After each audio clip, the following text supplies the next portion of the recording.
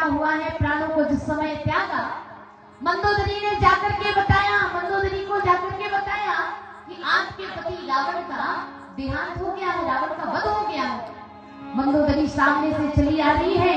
राम जी ने पराई स्त्री की परछाई देखी तो उठकर के खड़े हो गए। मंदोदरी ने कहा कि मुझे समझ में नहीं आता है कि मेरे पति को किसने मारा। हनुमान जी ने कहा कि ये जो सामने राम जी बैठे इन्होंने आपके पति को मारा है। तो आज राम जी का वक्त निवेदन करते हुए खड़े हैं और राम जी ने कहा मैया मुझे माफ कर दीजिए, जानबूझ के मैंने आपके पति को नहीं मारा, आपका पति आपका ही था इसलिए मुझे मारना पड़ा। तो मंदोदरी ने कहा कि बात समझ में नहीं आती, आपने मेरे पति को कैसे मार दिया। राम जी ने कहा वो तो आप ही समझिए।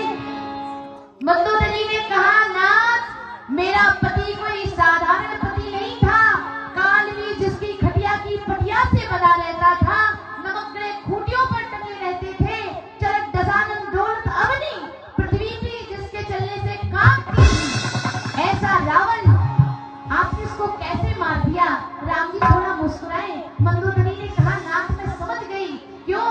क्योंकि मुझ जैसी सुलक्षणा स्त्री होने के बाद भी मेरे पति ने आपकी पत्नी को स्वीकार किया, लेकिन राम मैंने आकर के देखा जिस समय मैं आई आपने पराई स्त्री को देखकर उठ करके खड़े होना पसंद किया।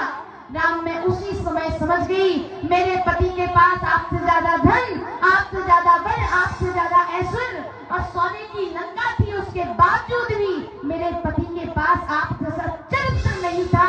हे राम आप जैसा चरित्र होता तो मेरे पति के लिए चाहे 10 राम मेरे पति को मारने वाले नहीं थे।